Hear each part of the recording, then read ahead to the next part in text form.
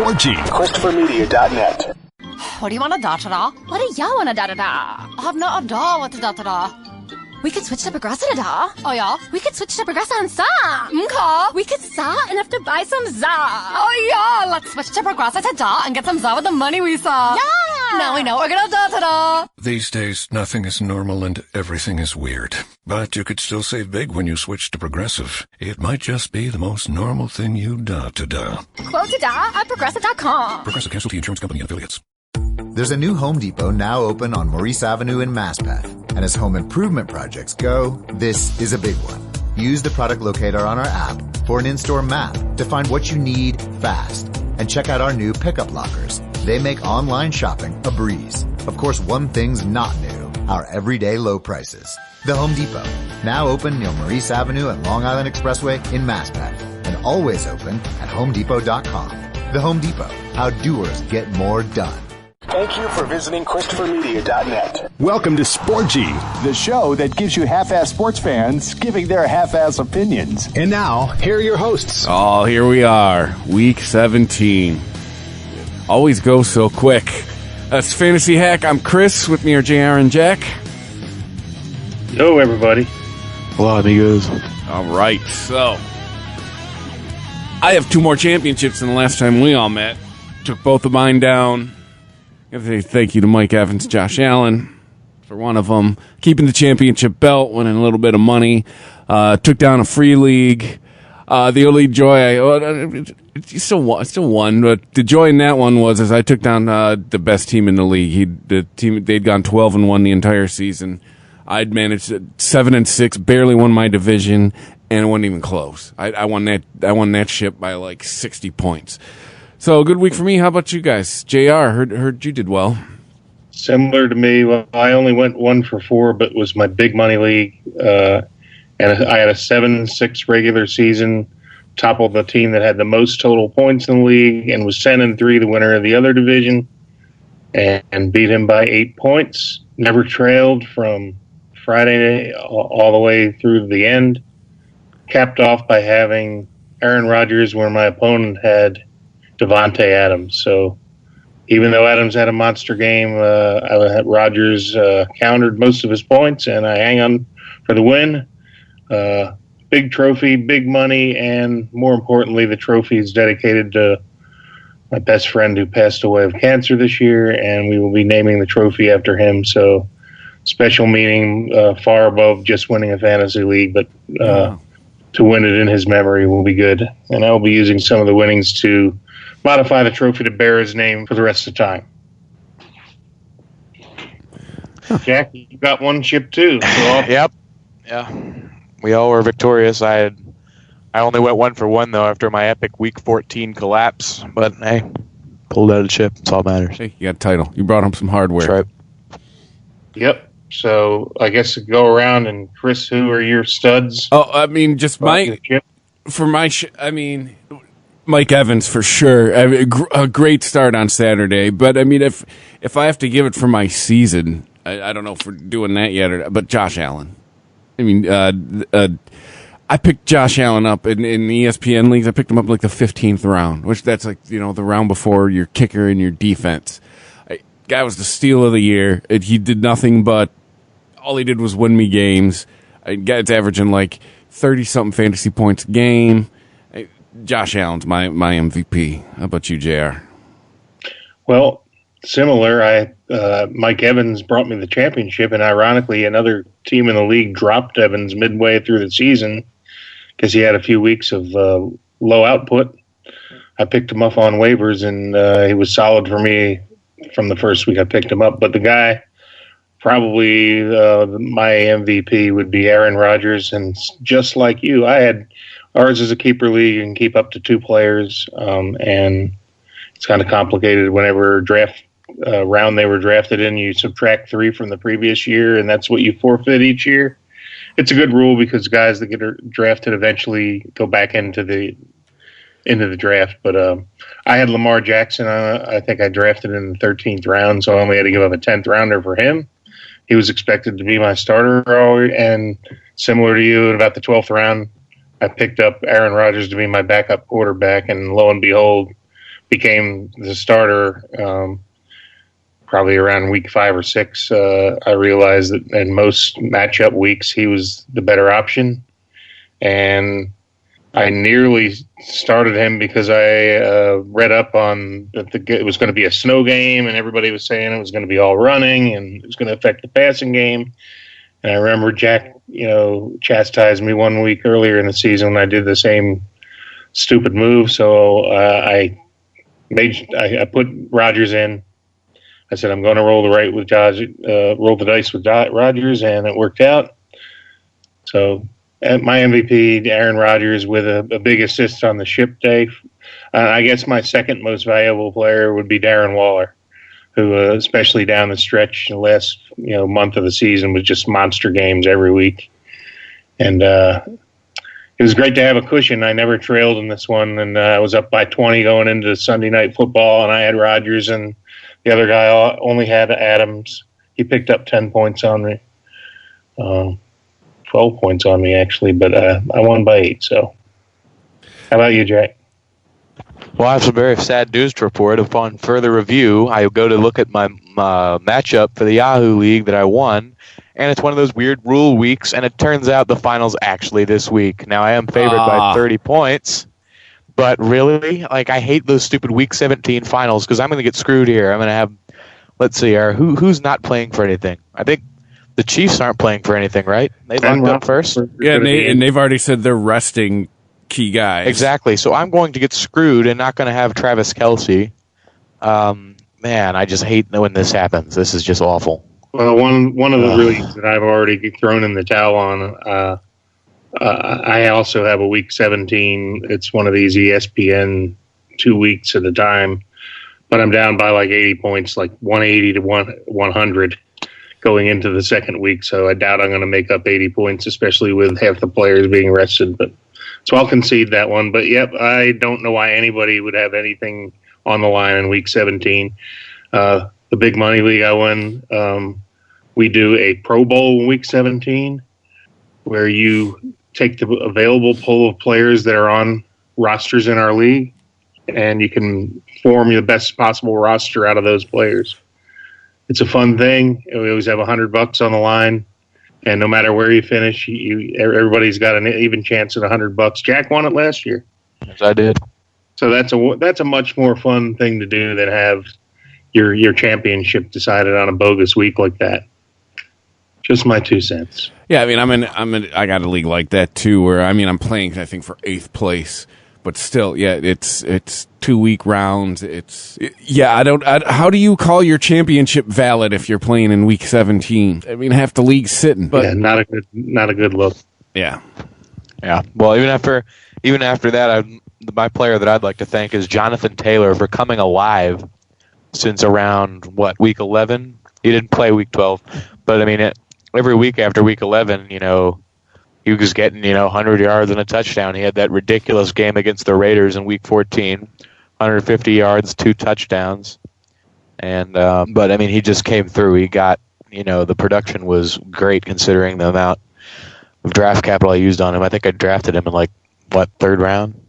That was a really big gamble. I saw fantasy sites were kind of, inconsistent on where to take him. But he kind of fell off in the middle of the season, but he came alive in crunch time and really won me this league. He was also on my fantasy championship roster and was a big help down the stretch. Him and Waller really came on in that last month for me. And I would also say, when you're talking about Taylor, it's also the way he was used. I still think he was very effective early, but it took him a while to get the trust of the coaching staff, and it seemed like they finally gave him the rock those last month. So not really just credit to Taylor, but credit to his coaches for finally trusting him.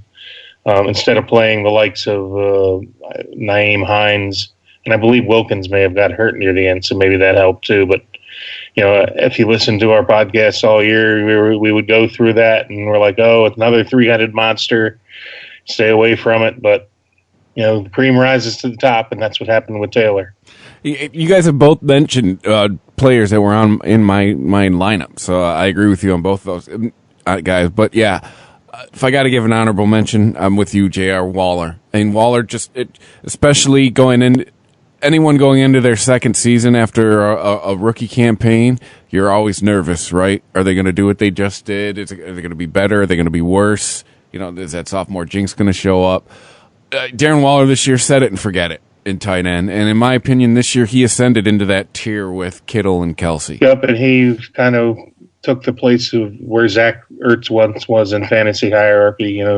Ertz has probably peaked, and depending on, where he lands in his health, maybe he'll come back someday, maybe he won't. But, you name those top three guys that are, money in the bank when they're in, and you just don't even have to worry about them. You're starting them, and you know that you can count on some production. And Waller has ascended into that. So congratulations, Darren Waller. All right, so do we talk waivers for the... I don't know that we need to do that. I don't think there's too many people looking, and if it is the same names, I think, from last week too. Yeah, there's not a whole lot to do. I think what we'd probably be better off doing is going for our studs and duds overall. Yeah, those number one picks that didn't pan out, and who are the ones that it's kind of like a minefield when you come to that first round, because a large chunk of the first round the guys just didn't pan out. I mean, I'll bring up, my biggest disappointment is Zeke Elliott. And granted, I had to bench him the last few weeks. And granted, he did finally get 100 yards. I think he had either one or no touchdowns going into last week after Dak went down. I mean, he just completely it looked like he wasn't playing with fire. And I don't know, it looked like he had that fire back in that Eagles game, but... Overall, man, what a bust that was for a first round pick. You picked him third or fourth. Then we had Barkley was a number 1 or 2 pick and got hurt. And I mean, I don't know if you want to call him a bust when you get hurt. But at the end of the day, you got nothing out of your first pick. Kind of going. Jack last week said you don't think it's fair if they got hurt to call him a bust. I do, because just. And I'll go right into CMC, Christian McCaffrey. Yeah, he produced when he played, but at the same, my definition of bust is what you got out of him based on where you drafted him. And CMC at the Sporgy League, I had first pick.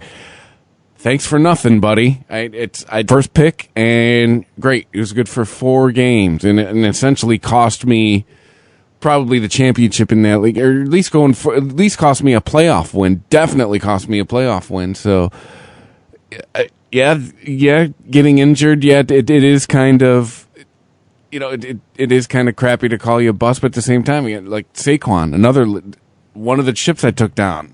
I somehow won that league, but yeah, my first round pick was garbage after Saquon got hurt, and to me, that's a bust. That's, you draft somebody in the first round, that's somebody who should be in your championship lineup at the end of the year. Yeah, but you know what? I've learned something over the years is that no matter how good or bad your draft is, your free agent pickups, your waiver moves throughout the season are a huge factor in your success too. Oh yeah.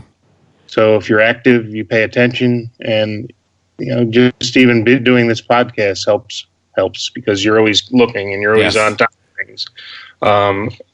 There's been years where you're asleep at the wheel and you miss a week or two and you're like, darn, why didn't I pick that guy up? I could have picked him up, and I had the draft position to do it or the waiver position to do it, and this guy got him instead of me because I was loafing. And if you want to be successful, you gotta stay on top of that, and you got to put in for your waiver moves. You might not get every guy you want because usually multiple people are chasing them. But don't ever be discouraged after draft night. You got that report that's, at the end of the draft. Oh, yeah, I'm like 7th out of 10 in the draft, and you're like, oh, well, I'm not going to do anything this year. Well, no, don't feel that way because I won leagues where I was like 9th out of 10th after the draft ranking. It's those moves during the season that can bolster your roster. And, perfect case in point, somebody dropped Mike Evans in like week 6, and I snarfed him right up. And as soon as I put him on a waiver claim for him, and I got him, he was on my roster, and he was my biggest scoring player in the ship game. So, yeah, man, we talked about last week. one other thing I'd like to just talk about is my Vegas league this year. For whatever reason, the commissioner was going to skip the year. A lot of people were, skeptical that the season would come into fruition. So number one, thank God that, kudos to the NFL. A lot of hiccups along the way. A couple weird things where, games kept getting moved and Wednesday games. But you know what? We got the season in. And what this Vegas team did is, first of all, we cut our franchise fee in a quarter, cut it to $50 from $200 to entry fee. And then the commissioner came up with a really ingenious idea because it was kind of a last minute decision and not everybody was prepared for the draft night. So he said, I'm going to just let the computer randomly draft everybody's team, and whatever you get, you get. And, I made it to the championship game and lost in that league. So,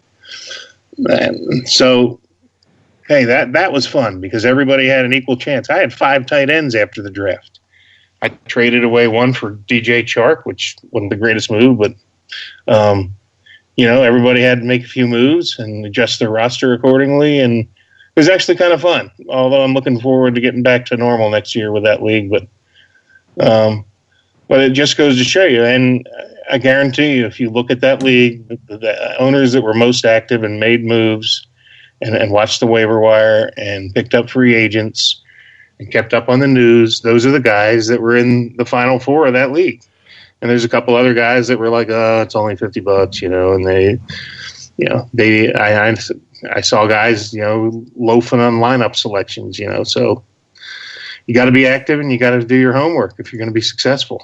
No, I agree. And to what you said about, it's all about how you work free agency. Absolutely. At the league where I just retained the belt, where I once again took first place and won the championship, they told me I was going to be in 9th place after the draft. You got to keep it's what we talked about last week. You play wire to wire. It doesn't matter. Even in the league this week where I'm playing for 8th place and it's the 2 week, yep. I still got a waiver claim in. I'm still setting my lineup. You play every week.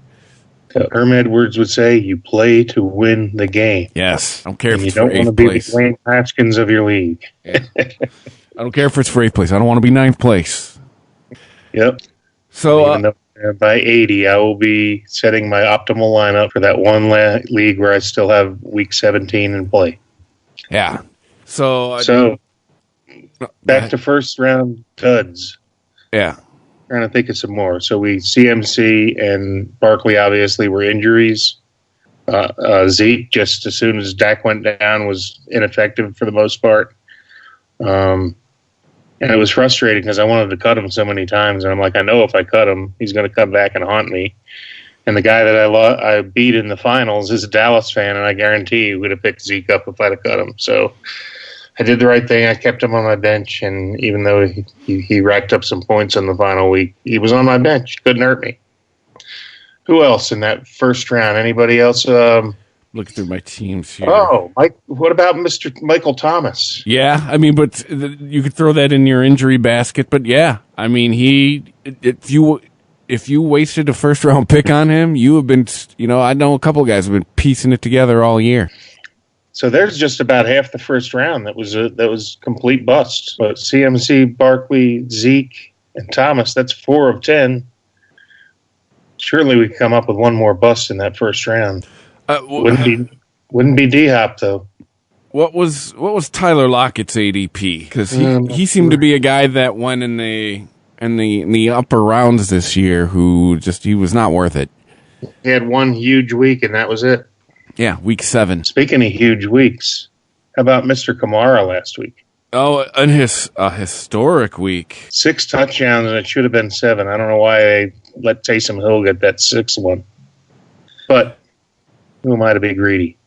I mean, yeah, but it goes to show you, right? What did we talk about? His value seemed to be non-existent with Taysom Hill. Drew Brees comes back, setting records. I wonder how many titles Kamara won. People, I'm sure that statistic's going to be out at some point, at least for ESPN.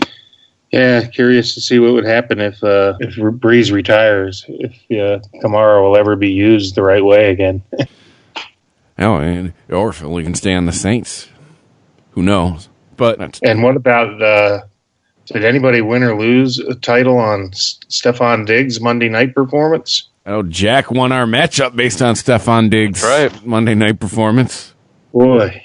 I was laughing to the bank. Yeah, him and Josh Allen, just monster numbers on that final sticking it to the Patriots. And, of course, now everybody's like, well, proof that Brady was the reason they won, not Belichick, which I don't necessarily agree with, but I mean, one's in the playoffs, one isn't. One is not. Yeah, Tampa Bay. They're calling it Tampa Bay now. Yeah, with Tom Brady, and be interesting to see if he could win another ring in Tampa before he hangs it up.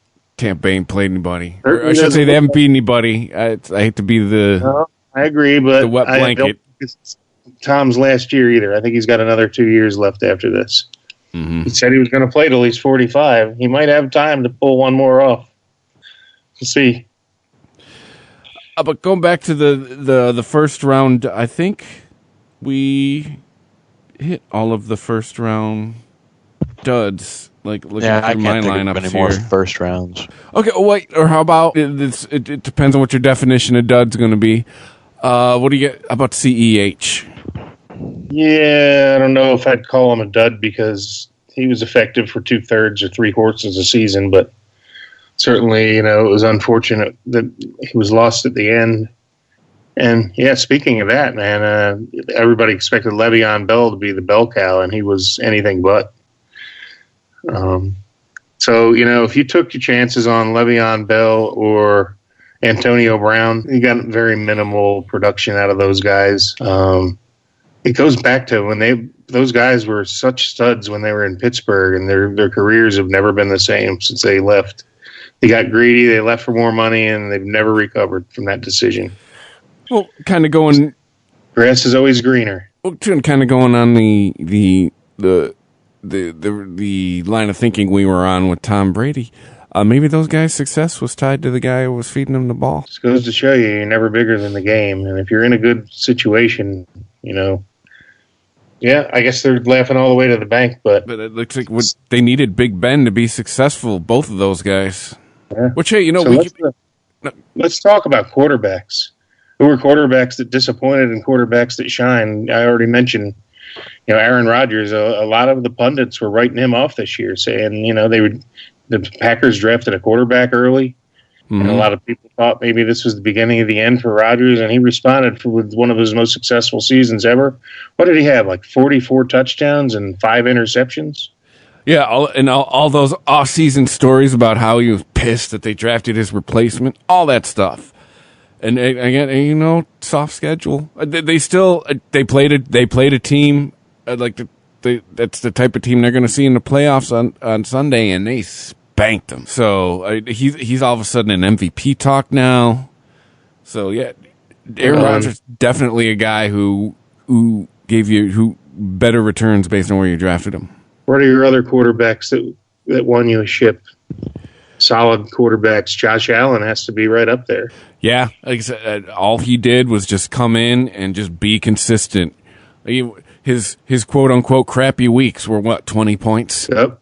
Yeah. And then I'm gonna throw another name in there that really came out of nowhere is Justin Herbert. Yeah. I mean, who would have thunk? And he was on a couple of my rosters. I didn't start him. He was my backup to Rodgers in that Vegas league.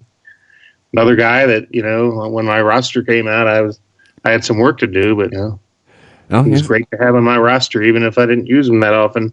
Same here. He was somebody else. He was on my championship roster. He was the backup, but he was on it. And the week he had to go in, he got it done. I think the week Allen was out, Herbert put up like 40 points for me. So yeah, he definitely he's also going to be in that the waiver wire finds of the year. Oh yeah, for sure. And some of the duds at quarterback, Carson Wentz certainly comes to mind. Don't mind me. I know not many people drafted Cam Newton, but there were some moments where he was scoring a lot of rushing touchdowns. But is this the end of the line for Cam Newton? I can't see the Patriots investing their future in him. I think it's the end of the line for him in Boston. I don't think it's the end of the line for him in the NFL. I think there's too many Think teams he that got a job next year, or you think he'll be a backup? he'll start somewhere. You know what? I could see him going to Washington to play for Ron Rivera again. Now that there's no quarterback there, effectively. When I see Cam Newton play, I don't see somebody who's washed up. I see a system who needs a different quarterback. Like Cam's not for that. Cam's not for that system. Well, I'm going to call that Ron Rivera. I might dial up his number this offseason. Sporgy. ChristopherMedia.net. There's a new Home Depot now open on Maurice Avenue in Maspeth. And as home improvement projects go, this is a big one. Use the product locator on our app for an in-store map to find what you need fast. And check out our new pickup lockers. They make online shopping a breeze. Of course, one thing's not new, our everyday low prices. The Home Depot, now open near Maurice Avenue and Long Island Expressway in Maspeth. And always open at HomeDepot.com. The Home Depot, how doers get more done. There's a new Home Depot now open on Maurice Avenue in Maspeth. And as home improvement projects go, this is a big one. Use the product locator on our app for an in-store map to find what you need fast. And check out our new pickup lockers. They make online shopping a breeze. Of course, one thing's not new, our everyday low prices. The Home Depot, now open near Maurice Avenue and Long Island Expressway in Maspeth. And always open at HomeDepot.com. The Home Depot, how doers get more done. There's a new Home Depot now open on Maurice Avenue in Maspeth. And as home improvement projects go, this is a big one. Use the product locator on our app for an in-store map to find what you need fast. And check out our new pickup lockers. They make online shopping a breeze. Of course, one thing's not new, our everyday low prices. The Home Depot, now open near Maurice Avenue and Long Island Expressway in Maspeth. And always open at HomeDepot.com. The Home Depot, how doers get more done. There's a new Home Depot now open on Maurice Avenue in Maspeth. And as home improvement projects go, this is a big one.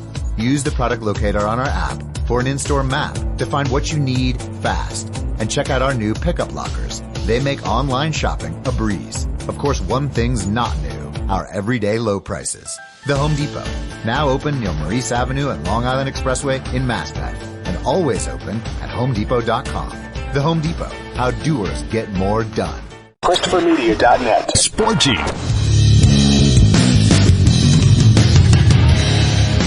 Similarly, I think Frank Reich in Indianapolis could have some interest in trying to resurrect Wentz's career. And I think Wentz has a chance to still be a good quarterback. I don't know what happened this year, but I think that things may be irreparable between him and the Eagles. I think he needs a fresh start, and I think Indianapolis is the logical choice. We'll see what happens. Never a dull moment in Philly. But Hurts certainly looked like he gave that team a spark and took them to a different level than Wentz was able to do. It's a different football team. And I got no skin in the game. You guys are the Philly fans. Just say that Jalen Hurts at quarterback, that team looks like a completely different team. Miles Sanders is looking like he's supposed to have been looking for the last 2 years. Your receiving core is come to life. Like I said, I think him to Rager is a thing. And Deshaun Jackson looking like 2010 this past Sunday. I thought that was a highlight from 20. I thought Michael Vick was out there throwing one big play, and they never threw to him again. And I think he tweaked something on that long play. But he's just the kind of she did. But as I say, also just like 2010, one big play and that's it. Yep, that's it. And then what about the Detroit Lions? What's going to happen with Matthew Stafford? I think we've seen him. I think that's it for him.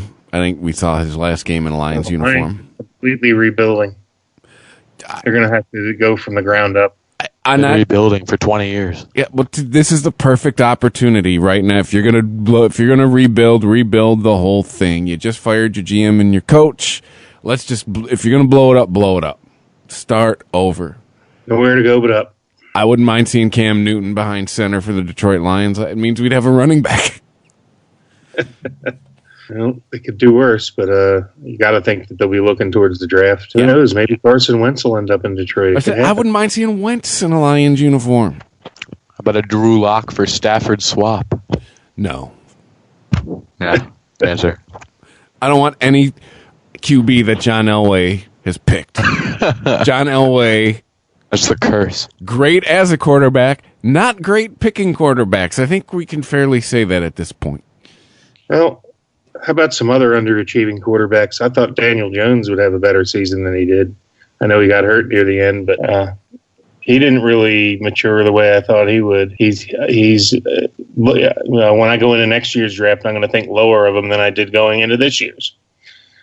Let's see, who else do we got? What about Mitch Trubisky?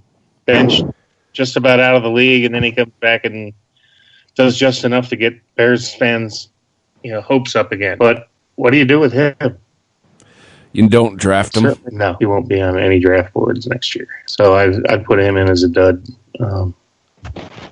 Kirk Cousins, dud. Yeah. I know a few Vikings fans that have seen enough of him and his huge contract, at least when he signed it. But that hasn't paid off. That hasn't been an investment that's been returned. How about Russ? Let's talk about Russ. Yeah. What happened to Russ? Boy, he had that great start to the season. Everybody he was a lock to be the MVP about 6 weeks in. And then the bottom just fell out, and it seemed like the last month they were just a running team. He was even throwing uncharacteristic picks here and there. I don't know what happened there. He's got Metcalf, he's got Lockett, he's got weapons. Because I tell you, he got you some fantasy wins early on in the season, but I'm not sure how many championship teams he was on. Disappearing act. He pulled a disappearing act. That was very interesting. Yeah. Drew Brees. Well, I took words right out of my mouth. Disappointment. Mm-hmm. I mean, if you're a Saints fan, no. But if he's on your fantasy team, you're definitely disappointed. Yeah, I mean, think about it. There's really not that many. Joe Burrow got hurt. Jared Goff, nothing special there. Fringe, probably available in waivers in some leagues still. Kyler Murray, probably favorable. Matt Ryan pulled off, but think about it. There's only a handful of quarterbacks that you can say they were solid. Maybe 5-6 guys. Mm-hmm. If you didn't have one of those 5-6 guys, you were in trouble. It's unfair to say his name, but I mean, people were taking Lamar in the first round. Really, that did not. No, it's never appropriate to take a quarterback in the first round. Lamar wasn't bad. But Lamar was nothing like the Lamar of last year. Yeah, we're not going to see that season again for a while. Fortunately, I had him as a keeper, so I didn't have a lot invested in him. And wasn't bad having him on the bench. I did use him a few times, but he was just not what he was. Even Mahomes, who was spectacular most of the season, and Mahomes is Mahomes. You can't say that he wasn't. He probably brought home some titles, but he was a little bit. Probably went back a slight half step from last year. I'll tell you, the Matthew Berry quote that rattled around in my head the most this year and seemed to serve me well, or serve me the best this year, was what's most likely to happen. And that would apply to both of those gentlemen and going into this season. Is Lamar going to have a season like he had last year again? Probably not. Is Mahomes going to have the same season he had last year? Probably not. No, but you know what? I'll be looking for Mahomes on draft day next year, as for most of us. He's still one of the elite talents in the game, and as a Chiefs fan or a fantasy fan. Absolutely. So should we move off of quarterbacks? Well, actually, now that I think about it, we were talking about first round talents. Oh, yeah. And I mean, did Julio really live up to the hype? I mean, he kind of was hurt every other week, and it was like annoying. He never does. Julio Jones always ends up going in the first round, and at this point in his career, he's definitely at least a second or third round guy based on what he gives you. He's a beast, just not for fantasy. I just never see him as a good fantasy value. Well, I don't know. He's like always hurt. He's getting to be fragile now. I mean, he was on my championship roster, but it wasn't because of him. It was in spite of him that I got in the playoffs. He was on the bench during crunch time of the playoffs, and at least he was inactive. And I during most of the leagues had IR spots, so I could stash him. He didn't really hurt me, but yeah, there's another perfect example of that solidifies. We've identified at least 5 guys that were completely useless that were first-round picks. So, when you're drafting that first round next year, keep all this in mind. Who's going to stay healthy? You can't predict it. Nobody could have predicted Saquon Barkley getting hurt. Nobody could have predicted. You probably could predict Julio Jones would get hurt, though. Nobody saw CMC coming, right? He never missed a game until this season. Nope. So you just don't know. There's nobody. None of us have a crystal ball. But if you drafted Julio Jones in the first round, that's on you. But let's go to running backs. So we know CMC and Barkley, huge disappointments due to injury, obviously. Who were running backs that really shined, and who were your studs and duds? Let's put it out there. Well, I don't think you can. Derrick Henry. Yeah. Really? Oh, studs. Okay, yeah. Derrick Henry was a stud again. Well, I don't think you could bring up running back without bringing up James Robinson. If you're talking about studs. Oh, yeah, absolutely. Definitely in the running. Really unfortunate that he couldn't play Week 16, but I have a feeling that if they were playing for something, he could have been in that lineup. But I think with the tanking for Trevor was in play there. And I think he's hurt. He can't play. And, the Jaguars actually made that a pretty good game for a little while. Mm-hmm. But yeah, absolutely. He was a stud when he was, up until Week 16. He was money in the bank every week, and he was a waiver pickup for everybody. I don't think he was drafted in hardly any leagues. He is probably the waiver wire pickup of the year. Is there anyone else that you found on the waiver wire this year who I mean, he was a set it and forget it. I mean, yeah, I'd put Justin Herbert in that category as well, but yeah, I would have to say Robinson even above Herbert because the running back position, are so coveted to get a consistently good running back, and he was on a bad team. The only reason he was not in my championship lineup is because he didn't play. He was locked in my lineup from the time I picked him up. Yeah. He played every week, and all he did was produce. He did not have his crappiest week was this last week because he didn't play. And I still think he could have played, but the Jags wanted to make sure they got Lawrence. Yeah. Well, a couple duds I would go with are, first of all, Chris Carson for like every other week this dude wasn't playing. Kenyon Drake in that conversation. He was like top 5 in touches, and man, go back to the tweet at the beginning of the year that he put out. He posted the picture of his headshot on ESPN and said, "This is the face that's going to win you your fantasy chip." Yeah, freezing cold there. Freezing cold take there, bud.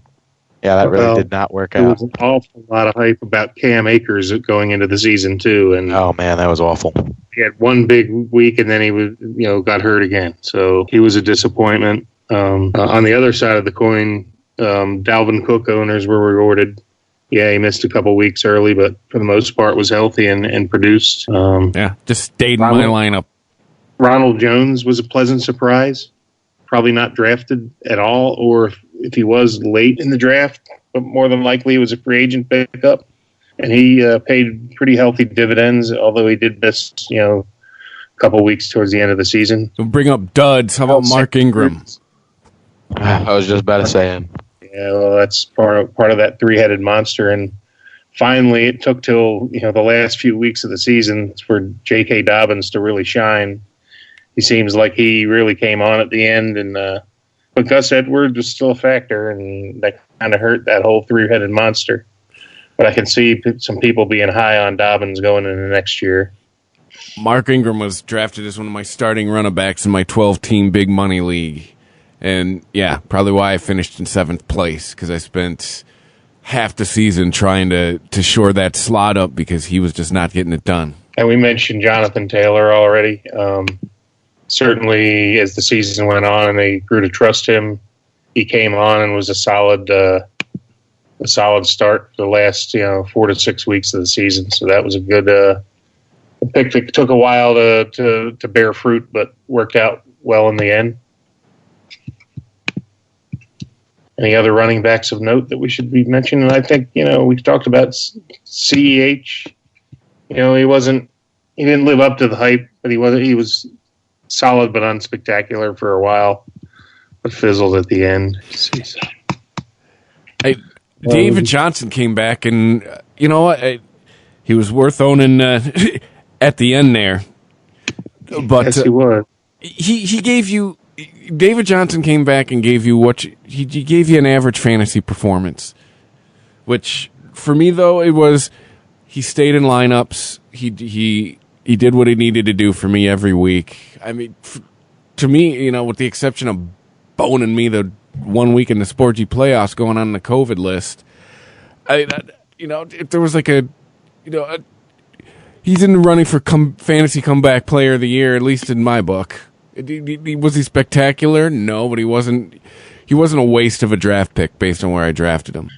Aaron Jones was a solid most of the season. Nick Chubb, when he was playing, was effective, but missed a large chunk of the season. I got to give DeAndre Swift, looks promising. Not a bad year. David Montgomery. Wow, talk about somebody resurrected the phoenix rising from the ashes. He was just about dead to me anyway, and boy, as soon as Tariq Cohen went down, Montgomery really came on.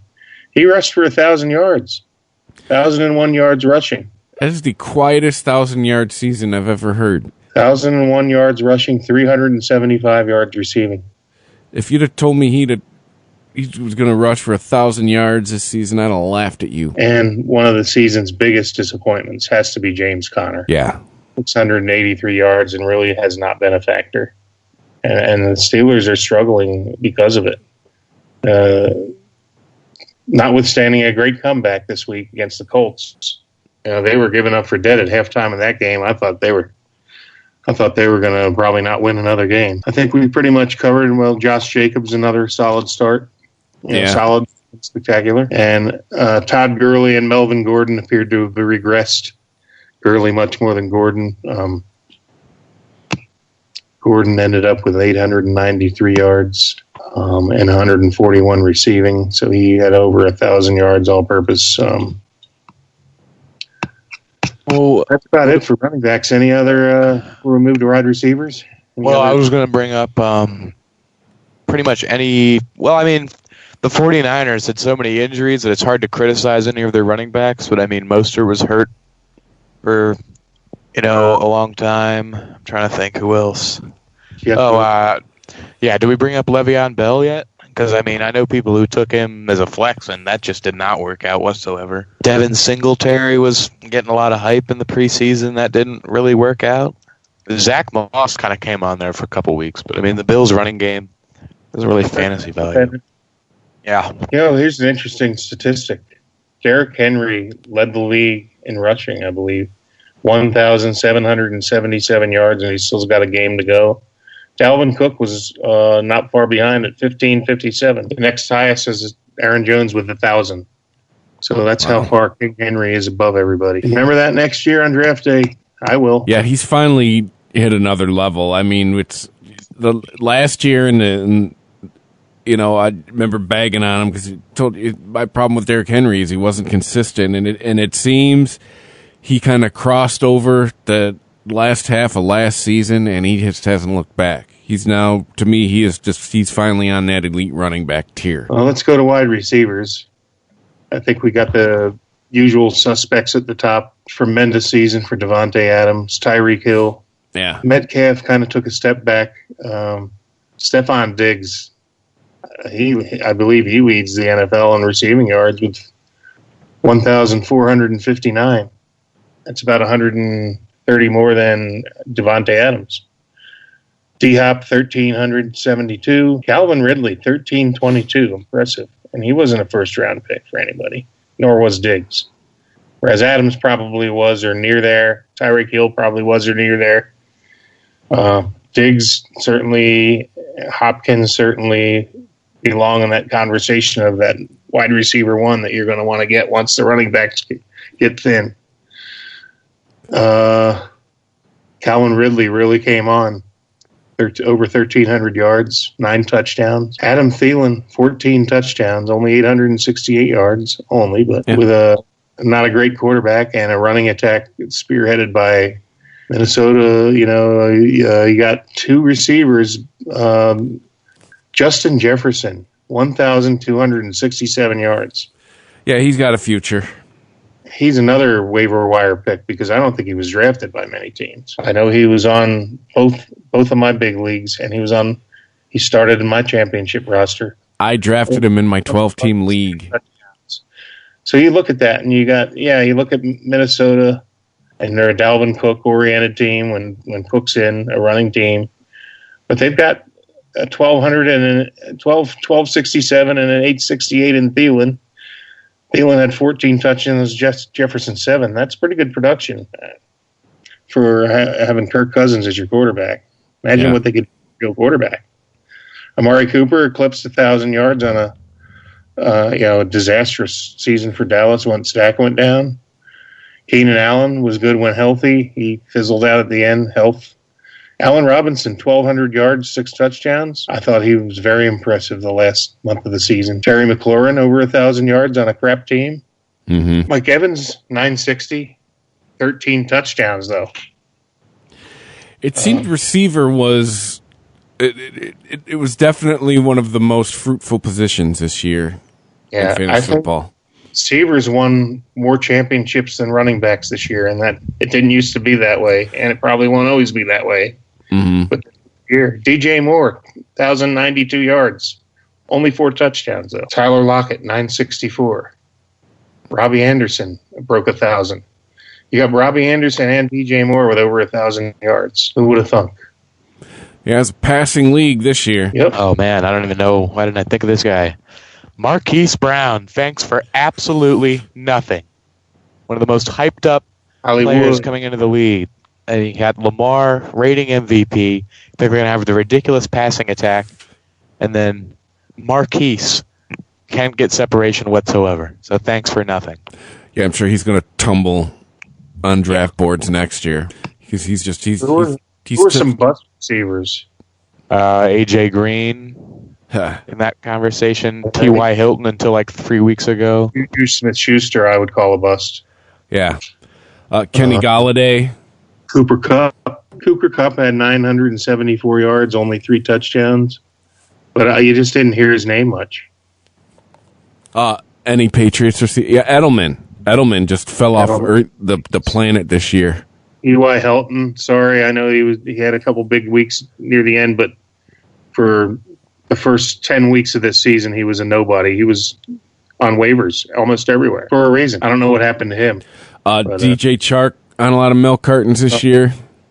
Yeah, I keep thinking now. I traded Mark Andrews for him in that league where I had 5 tight ends. I had to make a trade, but yeah, and of course he scored in week 16. Just for salt in the wound after I gave up on him. I don't think he was a bust, but I mean... Well, I was. No, not him. I was going to go say Amari Cooper, but I mean, I don't think... he kind of picked up... Well, you can't really attribute... yeah, he was... He made the best out of it. He got 1,000 yards and 5 touchdowns. Yeah. I guess he produced about what he expected. What about Odell? Yeah. Odell washed up. Well, he got hurt. I mean, it's not terribly his fault. The games he had, though, he was only getting like 50 yards. He had one game all year. Oh, he's definitely in the category. He should be nowhere near the first 2 rounds next year, in my opinion. But that's just me. He's made a career out of that one-hand catch. No, he won't be on my roster next year. I don't care if he's there in the 10th round. It's dead to me. Tight ends. Evan Ingram. Yeah. Oh, we're talking busts? Yeah, absolutely. And you got to put Zach Ertz in there. People drafted Zach Ertz as the 4th or 5th tight end, maybe even higher. I'm telling you, I think tight ends are worth taking early. Like, not super early. I usually take one in like the 5th round, and it pays good because most people get stuck with a bad tight end. Nope, I have to agree with you, and I know the pundits tell you not to do that, but I look at it as there's only 4 or 5 tight ends that are as good as a wide receiver. And if you get one of those, you basically have an extra receiver, and you have an advantage over your opponents every week. Yeah. Of course, with injuries and stuff, it's hard to have a second one like that. But your Kelce's, your Waller certainly got up there. Waller had over 1,000 yards. Kelsey had 1,400. Mark Andrews took a step back, but was still among the elite with 7 touchdowns and 674 yards. T.J. Hawkinson, 698 and 6 touchdowns. He's certainly in that second tier now. See, I'd throw Hawkinson in the studs category for tight end this year. Really, he came into his own. Gronk, he's back on the fantasy radar. 7 touchdowns, 594 yards. He was on a few championship rosters this week. Dallas Goedert obviously replaced Ertz. He's in that second tier. Evan Ingram, 1 touchdown and 637 yards. Not really. Robert Tonyan, 10 touchdowns, only 568 yards. But I guess when you got Aaron Rodgers as your quarterback, and you earn his trust, he made his living off touchdowns, though, touchdown dependent. But if you'd have said the name Robert Tonyan to me in week 1, I'd have said, who the hell is Robert Tonyan? Great waiver wire pickup after that 4-touchdown week. It wasn't on anybody's rosters for those 4 touchdowns. Sporgy. ChristopherMedia.net. There's a new Home Depot now open on Maurice Avenue in Maspeth. And as home improvement projects go, this is a big one. Use the product locator on our app for an in-store map to find what you need fast. And check out our new pickup lockers. They make online shopping a breeze. Of course, one thing's not new, our everyday low prices. The Home Depot, now open near Maurice Avenue and Long Island Expressway in Maspeth, and always open at HomeDepot.com. The Home Depot, how doers get more done. There's a new Home Depot now open on Maurice Avenue in Maspeth, and as home improvement projects go, this is a big one. Use the product locator on our app for an in-store map to find what you need fast, and check out our new pickup lockers. They make online shopping a breeze. Of course, one thing's not new, our everyday low prices. The Home Depot, now open near Maurice Avenue and Long Island Expressway in Maspeth, and always open at HomeDepot.com. The Home Depot, how doers get more done. Progressive presents an interview with your upstairs neighbor. My name's Barry. I live right above you. I don't host parties. I host after parties. They're like parties, only louder and nobody goes home. You can see right here I ripped out all the carpeting because it was holding me back with my pogo stick. Man's got a pogo. Oh, I'm a prankster. I'll grease up a soda can and then when somebody grabs it, boom! Progressive can't save you from your upstairs neighbor, but we can save you money when you bundle renters and auto insurance with us. Progressive Casualty Insurance Company, affiliates, and other insurers. Bundle discount not available in all states or situations. ChristopherMedia.net. Sporgy. Hey, another bust. This is like the second year in a row we've heard his name a lot and he didn't produce. Hayden Hurst. Yeah. Like, in my opinion, you got one more season to live up to all the hype people keep giving you, and then you're just going to end up being just a guy. I'll put Austin Hooper in that conversation, too. See, he seemed to miss Matt Ryan. Yeah, he had 398 yards and 3 touchdowns this season. Yeah, and the job was his. David Njoku was hurt most of the season, so it wasn't like it was someone else sucking off all his opportunities. So, yeah. Noah Fant was good when he was healthy, but had injury issues himself. Eric Ebron, meh. Jonnu Smith, good when healthy, but couldn't stay on the field. Yeah. Jack is right. If you don't get one of those premier guys, the pickings get pretty slim pretty quickly. You got maybe 6 tight ends that you really want, and then everything falls off dramatically. Yeah, Jonnu can go in that category of I expected a lot more from you this year, based on where you were drafted. Jimmy Graham, 8 touchdowns. Who would have thunk? Right? Yeah, we called him an old man at the beginning of the year, and man, he must have been listening to the show. Still is an old man. If you started him in your championship, you reap the benefits. But another disappointment was Mike Gesicki. 6 touchdowns, 656 yards. Yeah. But a lot of people thought he would be, higher on the list. Well, that was expected of him. Not to get off track here, but speaking of the Dolphins, what do you think about the decision to bench Tua? Oh, it worked.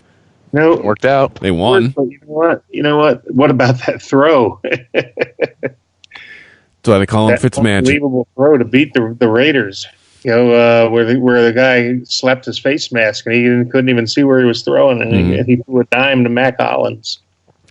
I mean, that's I'm like all the gonna most. say. It's like the most Fitzmagic play ever, right? Yeah. Because And you put him in they'll- as a starter, they lose. Well, the Dolphins, they send mixed signals. They want Tua to play because he's the future, but they're in playoff contention, and they realize. I think they finally realized that their best chance to win that game, they couldn't have, was to put Fitz in. But where does that leave them today? What do they do next week? Are they back to Tua as the starter, and they're going to bench him if he's ineffective, or are they say, you know what? Tua, you'll be our starter next year, but we're going to let it roll with Fitz the rest of the way to see what we can get in the playoffs. Be very interesting to see who starts this week. Doesn't matter, going to lose anyway. But It's pretty funny as an Eagles fan watching that game and seeing Nelson Aguilar get like a huge day. He had like 150 yards and 2 touchdowns. And then Mac Hollins, the guy that the Eagles cut, he was like a taxi squad special teams player that never really made it in Philly, and he made the big play. So all these old discarded Eagles thriving on that game. It was just pretty funny for the early game. Nelson Aguilar, last-minute waiver pickup that ended up in a championship lineup. Yep, he resurrected his career in Las Vegas. Good for him. Mm-hmm. He had the drop season in Philadelphia, and he was through the ire of the fans. He did have the one big year, the Super Bowl season. He was pretty good, but his rookie year and the year after the Super Bowl season, he had alligator arms. He was dropping everything, and the fans let him know it. And, yeah. He's made the best of his fresh start. Good for him. Everyone remembers that viral video with the fireman. Right. Well, glad to see he's had a home. And I don't know if we really need to look into kickers other than Young-Ho Koo. Great season. Yeah, he was on He's on 2 championship routes. Him and Jason Sanders. But he failed. He failed against the Chiefs. He missed the kick. The one kick you needed to make. Missed the kick that would have sent him to overtime against the Chiefs. Kind of feel bad for the young man. I know one friend of mine that lost his championship by 2 points and had Koo was his kicker. See, I and he can't blamed Koo for the whole ship. See, I can't. I can't do that because he pretty much he was another set it and forget it. The guy was pretty much reliable for like he did better than a lot of tight ends most weeks as far as points went. I'm not going to argue with you. I mean, kickers are kickers, and they drive coaches nuts. They drive fantasy owners nuts. The guy in question who attributes his loss to Koo also was fortunate enough to have Diggs. So he was fortunate to only lose by 2 because he was losing by a lot more until Diggs went off.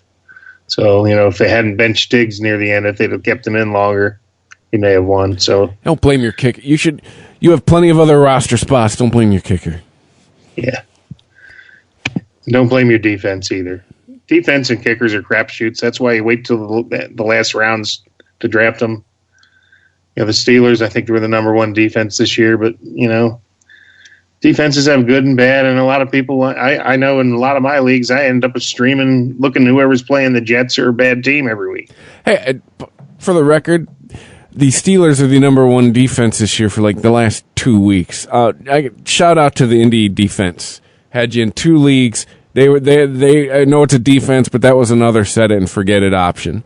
Like they were good. Indy's defense was so good and consistent this year. When time came for their bye week, I put them on the bench and would pick up other teams. Yeah, they were worth holding on to through their bye week. I did the same thing with the Ravens. The Ravens were pretty solid, and usually almost every year they are. And I occasionally bench them for the team that was playing the Jets. But yeah, I mean, a consistent defense in fantasy football is worth something. It's worth something. I'm always drafting kicker last and defense a couple rounds before last. But you can always stream defenses. Mm-hmm. Whereas if there's other positions that like tight end. If you don't get a good tight end, you're screwed.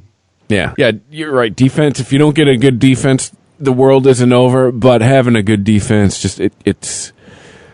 it's a nice luxury. Yeah, it's key. I know, every week people were picking up defenses and dropping defenses. I'm there looking at the Baltimore Ravens and saying, I'm good. Yep, that's what I was doing with the Colts this year. Yeah. Cool. And, even the best defense is going to have an off week.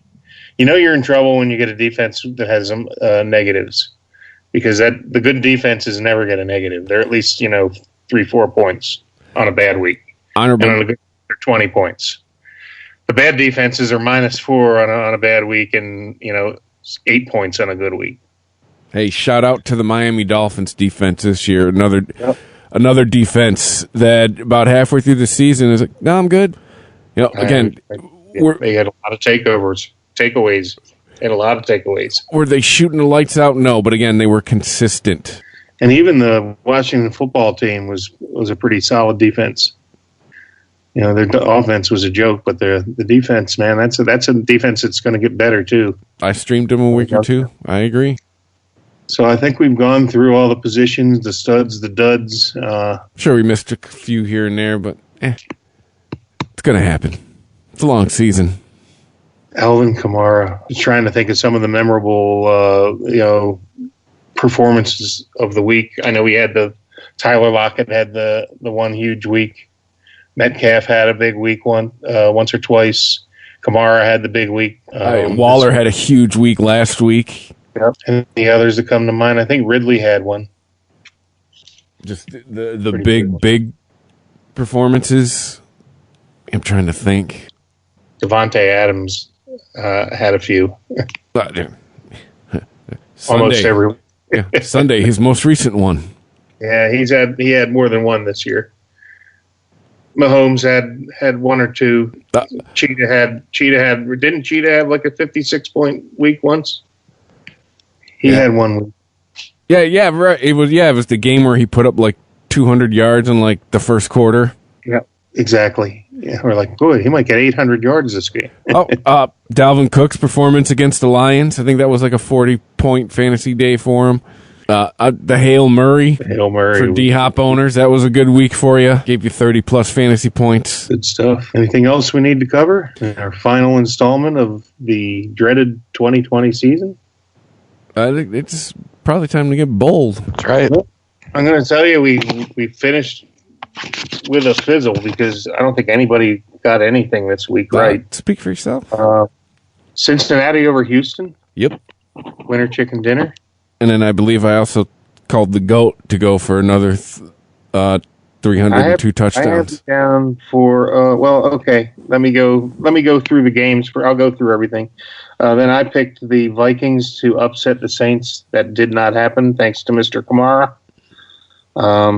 And Jack picked the Rams over Seattle, so that didn't come through either. So Chris got the only game. And then for individual, Chris picked Mahomes to have 400 yards and 4 touchdowns. That did not come through. I don't believe. I think Mahomes had a pretty pedestrian day for him. The Falcons' defense, I don't know what happened. They actually showed up to play in that game. Miles Sanders did not get 100 yards and a touchdown like I predicted he would against the Cowboys. That was disappointing. And I don't think Derrick Henry had 200 yards and a touchdown, as was predicted by Jack. So then we had some extra picks. Chris did pick Tom Brady to have 300 yards and 2 touchdowns. I think he had 3 touchdowns. Easily eclipsed the 300. That's all in the first half? Yeah. That was really weird. And then, of course, he plays one series in the second half and is replaced, and that's the end of that. That's tough. I was very, very fortunate that they kept Evans in the game for the whole time. I was worried about that. But let's see. And then we got I thought Leonard Fournette would get 2 touchdowns. He got 1. So that didn't really materialize in Jack's final prediction. Fittingly, was leading into basketball season. He said the 76ers would be undefeated. And I was wrong. True, because they did get blown out by the Cavs, but I believe Embiid sitting out. Thanks. So nothing. Chris, you're the only one that got anything right. You got 2 right. You got Cincinnati over Houston, and you got Tom Brady with over 300 and over 2 touchdowns. So you're the big winner of bold predictions this week. So I say we have bold predictions. You pick your Super Bowl matchup and who wins. Well, the score. That's how I think we should do it. Chris, you can lead that off since you were victorious on 2 picks this week. Let's see. All right, it's bold. It's super bold, especially since one of them hasn't exactly clinched the playoffs yet. But I like the numbers, and the numbers I'm looking at in front of me say I think the Super Bowl is going to be the Bills and the Rams. Wow. The Lambs. Yeah, I'm scratching my head at that.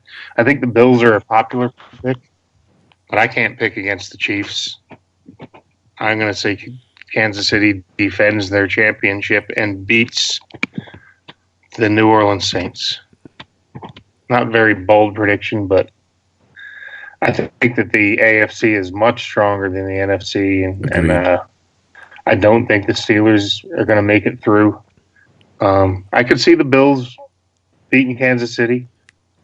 I could see that, but my brain's telling me that the Chiefs are going to be ready to defend their title, and I think they're going to take 2 in a row. So, the Bills-Rams, did you pick the winner, Chris? Bills. Okay. Yeah, the AFC dominance is shining through on our picks. And Jack? Well, I completely agree with you. I think the NFC was pretty much a joke this year. I mean, considering our teams in contention are the Chicago Bears, Washington football team, and let's see, the Rams. That would be the boldest of predictions. The NFC East winner to be in the Super Bowl. Oh, gee, no, it's just not happening.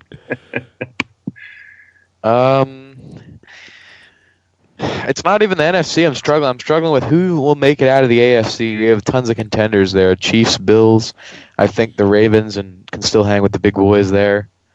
Titans can still hang with the big boys there. I think they do great in the playoffs, but what the heck? I'll hop on the Bills Mafia bandwagon, and I say the Bills go to the chip, and they play the Green Bay Packers. I think this would be a great game, honestly. The Bills and Packers meeting in the Super Bowl. Man, I don't know. I don't know. I feel like the Packers have a run game. Bills don't. Bills' defense is probably better, though. What the heck? Give me the Bills. So I say the Bills over the Packers. Super Bowl 55. All right. I'm with you on the Bills. That's their one weakness is running the ball. But I do want to ask this, though. All this MVP talk, Rodgers, Mahomes, why is Josh Allen not in that conversation? Good question. He should be.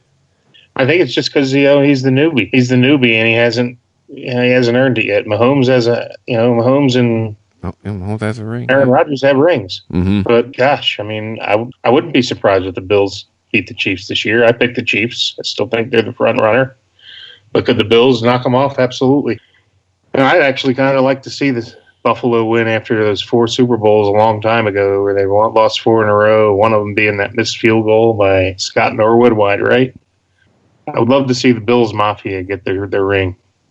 A lot of people felt happy for us Eagles fans. Not many, but when we finally got our first one, and maybe it's time for Buffalo, I'd love to see it.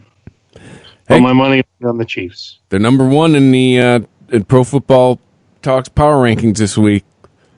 Bills coming out of nowhere. I think Kansas City's the team to beat, but the Bills certainly are peaking at the right time.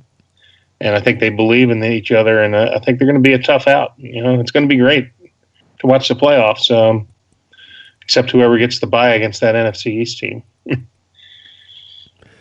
Yeah. The bonus bold prediction here, I see the Cowboys coming out of the East. If you ask me right now, looking at the teams that are still in it, who has the best looking offense? Cowboys. The problem there is the Eagles would have to beat Washington to help the Cowboys in, and I don't see that happening. I hope the football team gets in. I actually wrote a thing today online expressing my support for the Washington football team. Alex Smith has been, he was thrown over by Kaepernick and Mahomes. Here he is. He almost died from a football-related injury.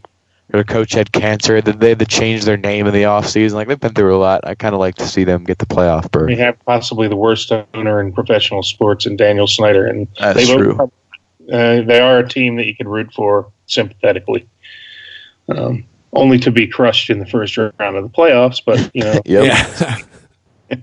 even just to make it there, and I don't think the Eagles are going to beat the Washington football team. I think that defense will I actually hope the Eagles don't win because I want to get a high draft pick. We have nothing to win by winning this game, but the quarterback situation's up in the air. If Alex Smith can't play, you're going to have Tyler Heineken.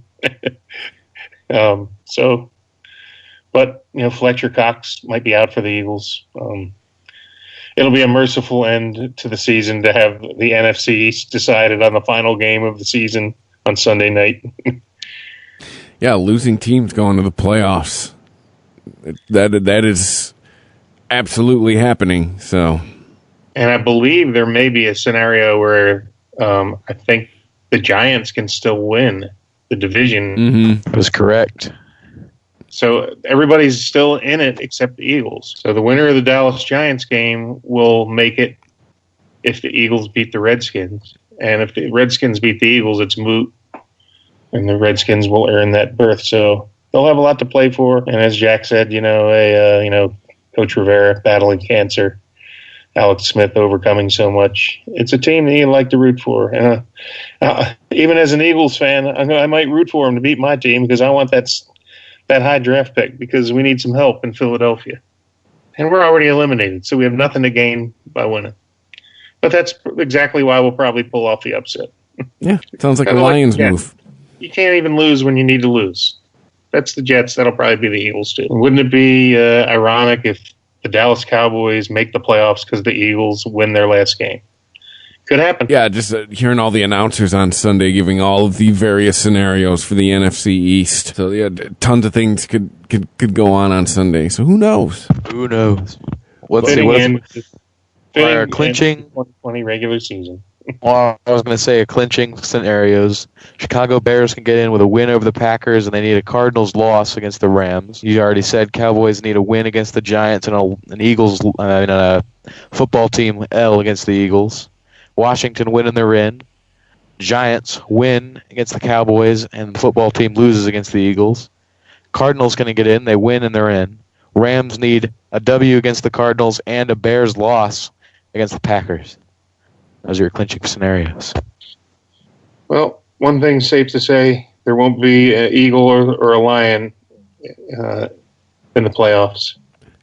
Maybe former Eagles or Lions, but definitely not current Eagles or Lions. Don't feel bad. Lions are only like a half a game better than your Eagles. We're both in the same spot of the basement this year. Not where you want to be. Yeah. So, yeah, that's it for the 2020 fantasy. The season we didn't think was going to happen. Yes, most people in July. We all talked. There was trepidation in all of our leagues. Definitely there was a team this year where the team where I held the belt. That's usually a 10-team league. This year's an 8-team league because 2 guys didn't want to mess with it. JR, you had your crazy, things that you did in your Vegas league. So the fact that we're sitting here, December 29th, we had a full season. Yeah, there was some sketchy times, thanks to the Ravens and the Titans. Little tightrope walking there in the middle of the season, but overall we did it. Had a fantasy season. Let's hope we never see a C next to a Players game again. Yeah, right. Let's hope next year it's just back to the regular old IR. Let's hope so.